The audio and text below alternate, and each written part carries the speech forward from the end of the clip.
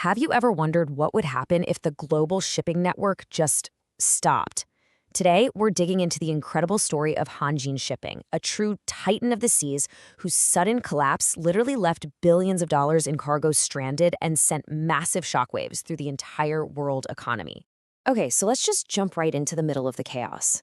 Imagine this. It's late 2016, and maybe your company's brand new Christmas electronics are sitting on a container ship somewhere out in the Pacific. And then you get the news. That was the insane reality back in August 2016. Hanjin Shipping, a name that was totally synonymous with global trade, just stopped. That's it. Ports were refusing their ships, creditors were seizing vessels, the entire flow of goods just froze solid. We're not talking about a slowdown here. This was a full-on global shutdown. So just how big was Hanjin? It's actually hard to overstate how important they were. This wasn't some minor player. They were a genuine pillar of the global economy.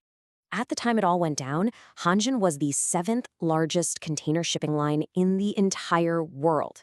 Just think about that. Of all the ships crisscrossing the globe, a huge chunk of them had the Hanjin name painted on the side. And if you look at it on a national level, their importance was just staggering. The whole shipping and shipbuilding industry in South Korea, with Hanjin as a cornerstone, made up about 2.5% of the country's entire GDP. So its failure wasn't just a corporate problem, it was a full-blown national economic crisis.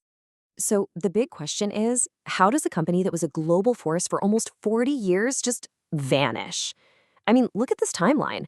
Those final months were a breathtakingly fast spiral straight into bankruptcy. Right, so this wasn't about one single catastrophic event. Hanjin's collapse was a textbook perfect storm, a deadly mix of, let's say, internal rot and these crushing external pressures that finally just broke the company's back. What's really fascinating here is how these two forces just fed off of each other. You see, the internal weaknesses made Hanjin vulnerable, and then the external pressures basically pounced on those vulnerabilities until there was nothing left to save. Let's start with those internal problems, because this number right here is just jaw-dropping. At its peak, Hanjin's debt-to-equity ratio was nearly 850%. Now, in simple terms, that means for every $1 of its own money, it had borrowed more than 8. The company was literally running on borrowed money and borrowed time. And this wasn't just some problem on a spreadsheet. That poor financial control, it trapped them in a debt spiral. And as they started failing to deliver, they just bled trust in the market. Then, when they desperately needed a bailout, even their own corporate family, including Korean Air, just walked away. The financial hole was just too deep. Now, to really understand the external pressures, you have to know about this term, chaebol.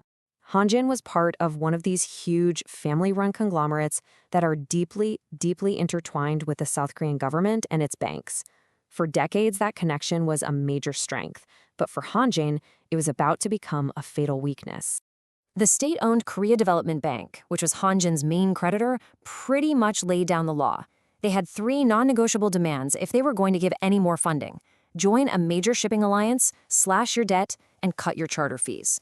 Hanjin tried, they really did, but they just couldn't deliver. And with that, the lifeline was cut. So what happens when a company this big just vanishes into thin air? Well, you get a global supply chain nightmare. The second Hanjin stopped, the world's trade routes seized up almost overnight. And this is where it all gets very real. This wasn't just about numbers on a balance sheet. You had huge companies like Samsung with millions of dollars worth of electronics meant for Christmas shoppers just stuck on these ships. Can you imagine being able to see the port, but being completely unable to unload your products? The fallout spread like a virus through the entire maritime ecosystem. Yeah, shippers like Samsung were hit the hardest, but you also had port authorities who weren't getting paid, and then you have the seafarers themselves, just left stranded for weeks, sometimes without enough food or water. The whole system was in absolute chaos. Oh, and it gets worse.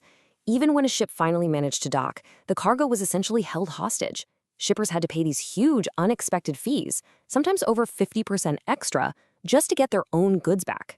It was a logistical and financial nightmare that added a massive costs at every single step. So after all that, what did we actually learn from one of the biggest bankruptcies in maritime history? Well, Hanjin's collapse is a powerful and, frankly, a pretty scary cautionary tale for our interconnected world. The story of Hanjin is really a masterclass in risk. It teaches us that massive debt is a ticking time bomb, that global alliances are an absolute lifeline, and that the failure of just one company can hold the entire global supply chain hostage. So that leaves us with the big one. Is any company truly too big to fail? The ghost of Hanjin, once the world's seventh largest shipping line, suggests the answer is a resounding no. And that forces us to ask a really terrifying question.